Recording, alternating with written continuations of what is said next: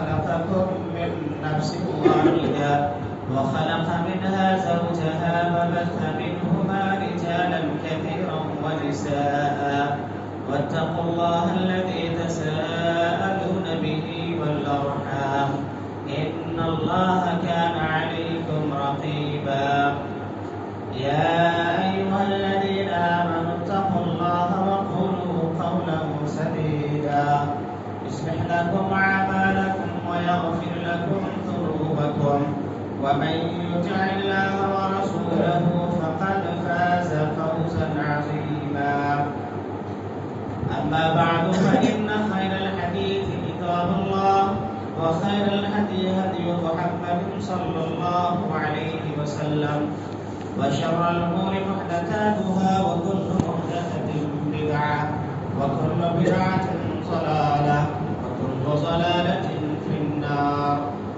أعوذ بالله من الشيطان الرجيم بسم الله الرحمن الرحيم وما بكم من نعمة فمن الله ثم إذا مسكم الضر فإليه تجأرون رب اشرح لي صدري ويسر لي أمري واحلل عقدة من لساني يفقهوا قولي رب زدني علما. تمام قسم کی تعریف حمد و ثنا کبریائی اور بڑائی عظمت و بزرگی بادشاہی و شہنشاہی اللہ رب العالمین کے لیے لائق و سزاوار ہیں. بعدہ درود السلام نازل ہو اللہ رب العالمین کے بھیجے گئے تمام نبیوں اور تمام رسولوں پر، بالخصوص ہمارے اور آپ کے آخری نبی جناب محمد رسول اللہ صلی اللہ علیہ وسلم پر، ان کے آل و اصحاب اور ان کے متبعین پر. معزز سامعین، بزرگوں، نوجوان ساتھیوں، پردہ نشین اسلامی خواتین، پچھلے جمعہ عافیت ایک نعمت ہے، اس سلسلے میں چند باتیں آپ کے سامنے رکھی گئی تھی. اسی سلسلے کی چند باتیں اور ہیں. عافیت سے متعلق یہ بات بتائی گئی تھی کہ دنیا اور آخرت میں ظاہری اور باطنی تمام قسم کی ناپسندیدہ باتوں اور کاموں سے، تمام قسم کی بیماریوں سے، آفتوں سے، بلاؤں سے، مصیبتوں سے حفاظت اور سلامتی کا نام عافیت ہے. اللہ تبارک و تعالیٰ نے جو آیت کریمہ میں نے ابھی پڑھی ہے، فرماتا ہے وَمَا بِكُم مِّن نِّعْمَةٍ فَمِنَ اللَّهِ، تمہارے پاس جتنی بھی نعمتیں ہیں ساری کی ساری نعمتیں اللہ رب العالمین ہی کی دی ہوئی ہیں.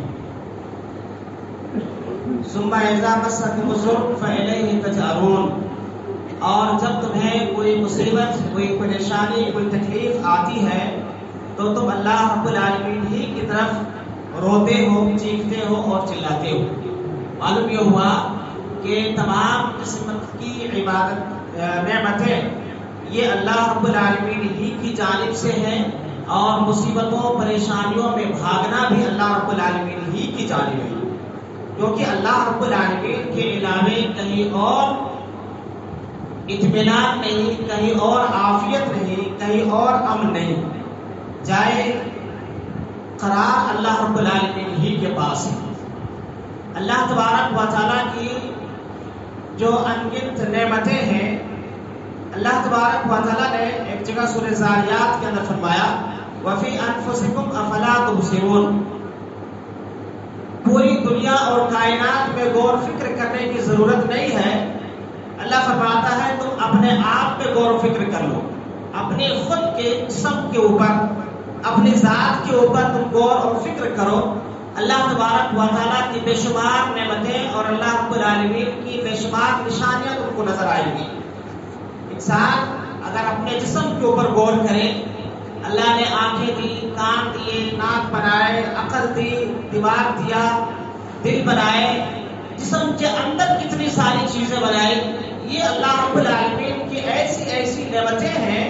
اللہ فرماتا وفی انفسکم افلا تبصرون، اپنے آپ کے اوپر پر تم غور کرو. کہیں دیکھنے کی ضرورت نہیں ہے, کچھ پڑھنے کی ضرورت نہیں ہے, صرف اپنے آپ پر تم غور کر لو, فکر کر لو, تم اللہ تبارک و تعالیٰ تک پہنچ جاؤ گے.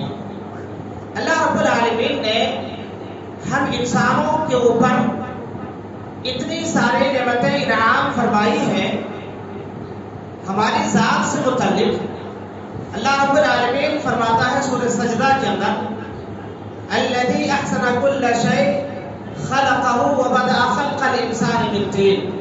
ہم نے جو چیز بھی بنائی ہے بڑی خوبصورت بنائی ہے, اور انسان کی ابتدائی تخلیق ہم نے مٹی سے کی ہے. پھر اللہ رب العالمین نے فرمایا ثم سواہ ونفخ فیہ من روح وجعل لکم السمع والابصار والافئدہ قلیلا ما تشکرون. پھر ہم نے تم کو برابر برابر کیا, پھر ہم نے تمہارے اندر روح ڈالی, پھر ہم نے تمہارے کان بنائے, تمہاری آنکھیں بنائی, تمہارے دل بنائے, لیکن تم بہت تھوڑا شکر ادا کرتے ہو. اللہ تبارک و تعالیٰ نے یہ جو انسان کے اندر تین چیزیں ہیں, کان, آنکھ اور دل, یہ تین نعمتوں کا اللہ رب العالمین نے قرآن مجید کے اندر 12 ذکر کیا. کئی سارے مقامات پر اللہ رب العالمین نے ان تینوں کو ایک ساتھ ذکر کیا اور بطور انعام, بطور احسان ذکر کیا. اور ان تین نعمتوں کے بارے میں اللہ رب العالمین نے سورہ اسراء کے اندر یہ بھی بیان فرمایا کہ ان تین نعمتوں کے بارے میں ہم کل قیامت کے دن تم سے سوال پوچھیں گے. اللہ تبارک و تعالی یہ جو پوچھنے کا مرحلہ ہے, اللہ فرماتا ہے ان السمع والبصر والفؤاد کل اولئک عنہ مسئولا. یہ آنکھیں, یہ کان اور یہ دل, ہر ایک کے بارے میں ہم تم سے سوال پوچھیں گے. یہ اللہ رب العالمین نے بار بار ذکر کیوں کیا؟ یہ اس لیے کہ انسان کو اللہ نے آنکھیں دی کہ قدرت کے اتنے سارے مظاہر ہیں, ان کو دیکھے, اور اپنے کان سے اللہ رب العالمین کی حق باتیں, اللہ کا جو پیغام ہے قرآن کی صورت میں, اس کو سنے اور اپنے دل دماغ کا صحیح استعمال کرے, اس کے اوپر غور و فکر کرے اور سوچے, اور اللہ رب العالمین کی عبادت اور بندگی کا طریقہ اختیار کرے. اسی لیے اللہ رب العالمین نے بار ان چیزوں کا ذکر کیا اور بار بار اللہ رب العالمین نے یہ یاد دلایا.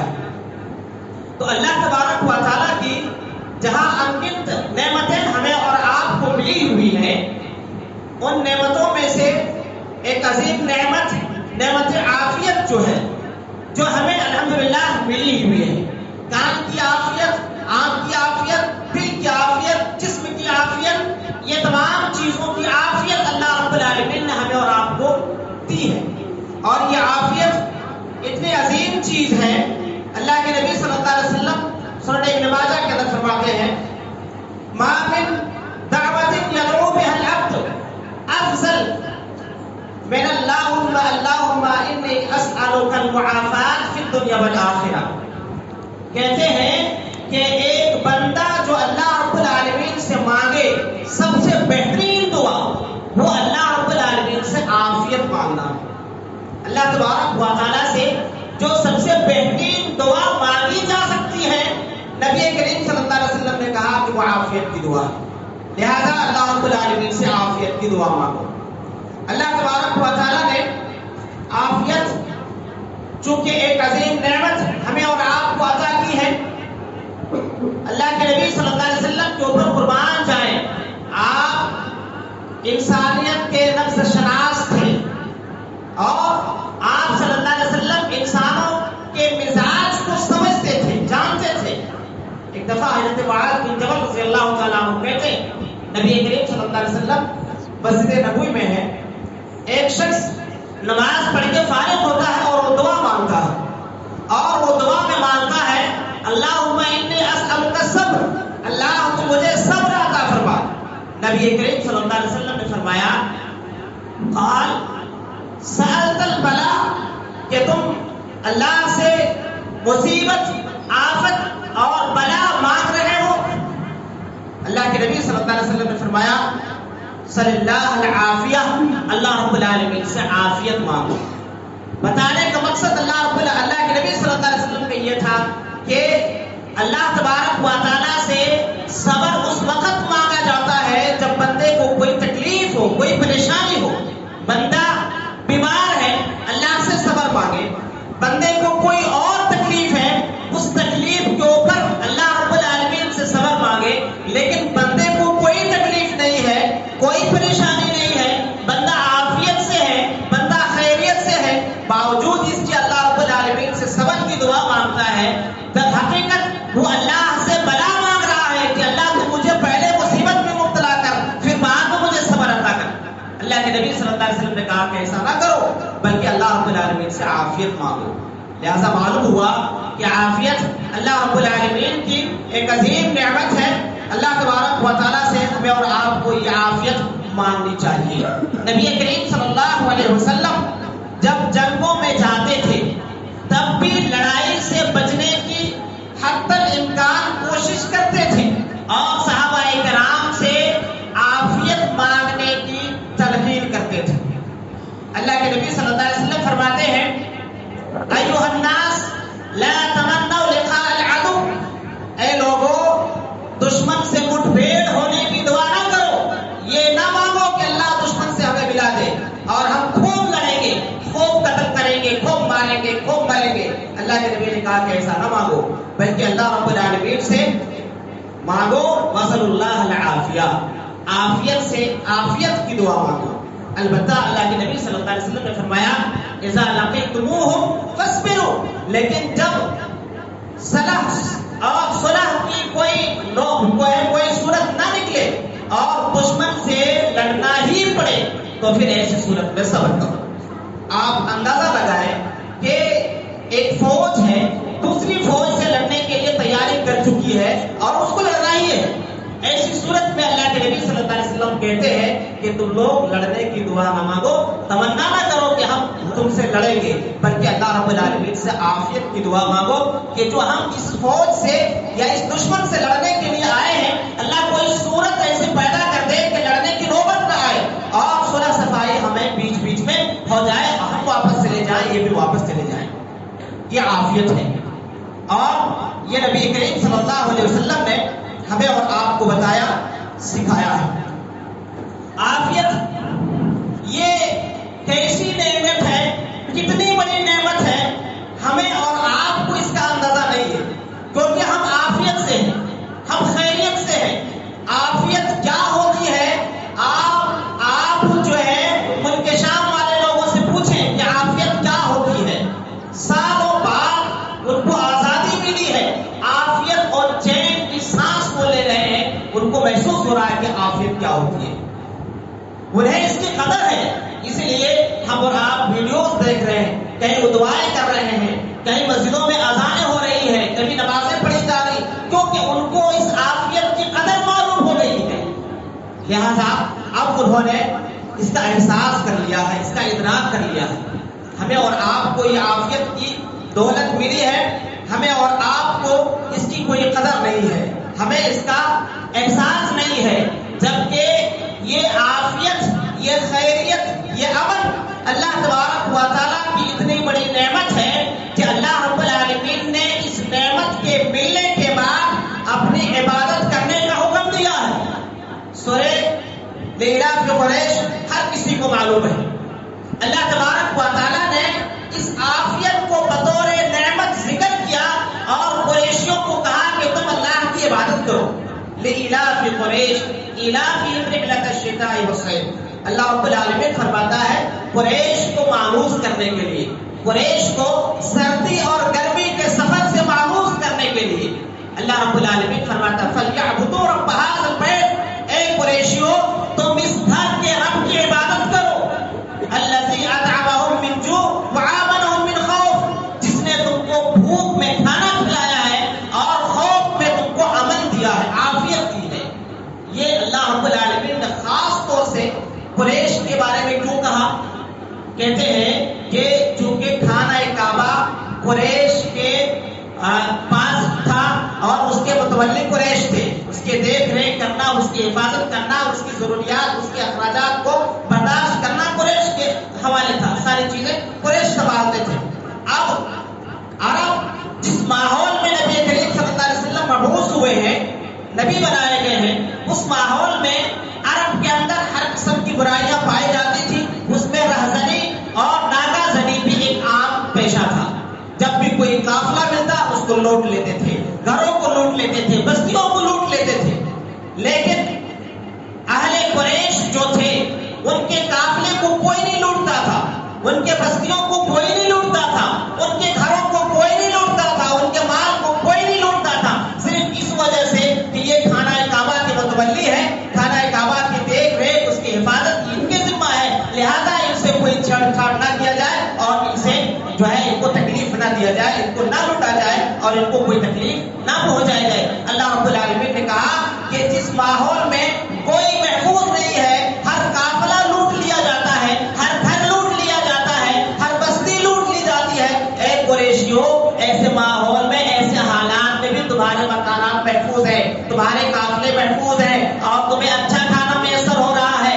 یہ صرف میری وجہ سے، میرے گھر کی وجہ سے، کعبۃ اللہ کی وجہ سے ہے. لہذا تمہارے اوپر یہ ضروری ہے کہ تم اس بیت اللہ کے رب کی عبادت کرو جس نے اس گھر کو تمہارے حوالے کیا ہے. اندازہ ہوا کہ یہ عافیت اتنی بڑی نعمت ہے اور اتنی عظیم چیز ہے کہ قریش کو اللہ رب العالمین نے عبادت کرنے کا حکم دیا.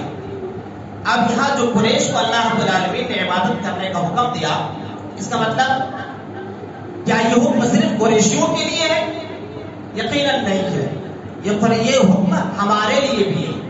اللہ رب العالمین نے قرآن مجید کے اندر جتنے احکام اتارے ہیں، چاہے خاص کسی واقعے کے تناظر میں اتارے ہوں یا کسی قبیلے یا کسی قوم کے پس منظر میں اتارے ہوں، لیکن وہ حکم تمام انسانوں کے لیے عام ہوتا ہے. اللہ رب العالمین ہم سب کو قریش کے ذریعے ہم سب کو یہ حکم دے رہا ہے. حکم یہ دے رہا ہے کہ تم امن میں ہو، تم چین میں ہو، تم عافیت سے ہو، تم خیریت سے ہو، تو تم اللہ کی عبادت کرو، اپنے رب کو مناؤ، اپنے رب کو راضی کرو. یہ اللہ کی ایک نعمت ہے، اس نعمت کا صحیح استعمال کرو. اب ہم اور آپ ذرا اندازہ لگائیں، یہ جو نعمت ہے اللہ نے ہمیں اور آپ کو نوازا ہے، اس نعمت کی کتنی بے قدری اور ناقدری ہم اور آپ کرتے ہیں. جب یہ بے قدری ہوگی، ناقدری ہوگی، اللہ تبارک و تعالی اس کے بدلے میں کوئی سزا یا کوئی اور چیز میں ضرور مبتلا کرے گا. ہمیں اور آپ کو چاہیے، ہم اور آپ اندازہ لگائیں کہ ہم کو اللہ نے جو یہ صحت کی نعمت دی ہے، یہ ہمارے پاس وقت کی فراوانی ہے. اللہ کے نبی صلی اللہ علیہ وسلم کی ایک حدیث ہے، آپ فرماتے ہیں نعمتان مغبون فیہما کثیر الصحۃ والفراغ. دو نعمتیں ایسی ہیں کہ لوگ اس میں غافل میں رہتے ہیں. ایک صحت ہے، ایک فراغت ہے، خالی وقت ہے. ایک صحت، الحمدللہ ہم عافیت سے ہیں، خیریت سے ہیں، صحت مند ہیں اور آنکھ کان ناک دل دماغ کڈنی پھیپھڑے ساری چیزیں ہمارے ٹھیک ٹھاک ہیں. اب ہم اور آپ اندازہ لگائیں، پچھلے جمعہ سے یہ جمعہ تک ہم نے اللہ رب العالمین کو منانے کے لیے کتنی کوشش کی، اپنے رب کو منانے کے لیے کتنے اللہ کے راہ میں خرچ کیے، یا اپنے رب کو منانے کے لیے کتنے پارے قرآن کی تلاوت کیے، یا کتنی دعائیں ہمیں یاد تھی ہم نے پڑھے، صبح شام کے اذکار تھے یا کوئی بھی دعا تھی جس کو ہم نے پڑھا، ہم نے اس کا ورد کیا. ہم اور آپ خود سوچیں، غور و فکر کریں. ہمیں اور آپ کو احساس ہوگا کہ ہم اور آپ اس نعمت کو کہاں گوا رہے ہیں اور کہاں اس نعمت کو ہم ختم کر رہے ہیں. اس نعمت کا صحیح استعمال اگر نہیں ہوگا، اگر اس نعمت کی یوں ہی ناقدری ہوگی اور اس نعمت کو یوں ہی ہم اگر ضائع کریں گے، ہمیں اور آپ کو بعد میں افسوس کرنا پڑے گا. ہم اور آپ یہ نہ سمجھیں کہ آج ہمیں صحت ہے تو کل بھی یہ صحت رہے گی. ضروری نہیں کہ آج صحت ہے کل نہیں رہے گی. آج عافیت ہے، ضروری نہیں کل عافیت رہے گی. آج امن ہے، ضروری نہیں کل امن ہوگا. آج آپ خیریت سے ہیں، ضروری نہیں کہ کل بھی آپ خیریت سے ہوں گے. لہذا آج جو ہم عافیت سے ہیں اس کا بھرپور فائدہ اٹھائیں.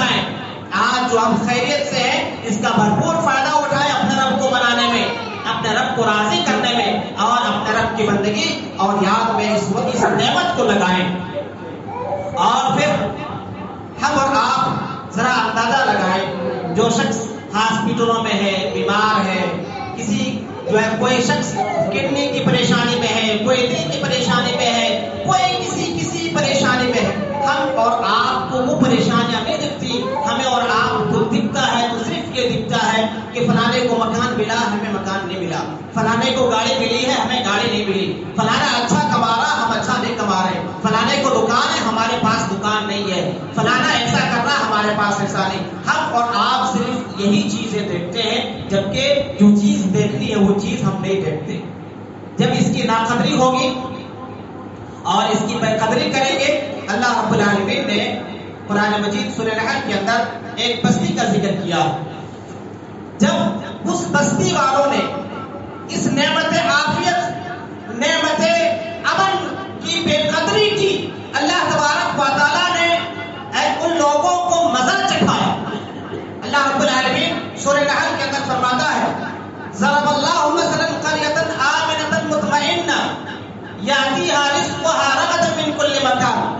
اللہ فرماتا ہے ایک بستی ایسی تھی کہ وہ بستی والے بالکل عافیت سے رہ رہے تھے، امن سے رہ رہے تھے، چین سے رہ رہے تھے، کوئی تکلیف ان کو نہیں تھی، کوئی پریشانی نہیں تھی، ہر جانب سے ان کو رزق آ رہا تھا، ہر جانب سے وہ مزے میں زندگی گزار رہے تھے. لیکن اللہ رب العالمین فرماتا ہے فَكَفَرَتْ بِأَنْعُمِ اللَّهِ فَأَذَاقَهَا اللَّهُ لِبَاسَ الْجُوعِ وَالْخَوْفِ بِمَا كَانُوا يَصْنَعُونَ. اللہ کہتا ہے لیکن جب انہوں نے میرے اس نعمت عافیت اور نعمت امن اور میں جو ان کو روزی دے رہا تھا، ان نعمتوں کی ناقدری کی، اللہ کہتا ہے ہم نے اس کو بھوک اور خوف میں مبتلا کر دیا، جو کچھ وہ کرتے تھے اس کی وجہ سے. یعنی یہ نعمت تھی، اس نعمت کی ناقدری لوگوں نے کی، بستی والوں نے کی. اللہ کہتا ہے ہم نے ان کو بھوک میں مبتلا کر دیا، ہم نے ان کو خوف میں مبتلا کر دیا. اب امن نہیں تھا، اب بدامنی تھی، اب شانتی نہیں تھی، اب اشانتی تھی. اب وہاں پر لوگ چین سے نہیں تھے بلکہ بے چین تھے. اب وہاں روزیاں نہیں مل رہی تھی، خوف کا، دشمن کا خوف ہمیشہ ان کے سروں پر منڈلا رہا تھا. ایسی صورت میں اللہ رب العالمین نے ان کو تبدیل کر دیا. کیا ہمیں اور آپ اس بات کا انتظار کر رہے ہیں کہ ہمارے پاس بھی کچھ ایسی حالات آ جائیں، ہمیں بھی جو ہے مجبور کر دیا جائے کہ اللہ رب العالمین کی طرف ہم لوٹیں، اللہ رب العالمین کی طرف پلٹیں؟ یہ چھوٹی چھوٹی جو واقعات ہوتے ہیں، کہیں کچھ ہوتا ہے کہیں کچھ ہوتا ہے، جیسے مثال کے طور پر کہیں امن نہیں ہے، کہیں عافیت نہیں ہے. بہت سارے دنیا کے ممالک ہیں، بہت سارے شہر ہیں جہاں عافیت نہیں ہے.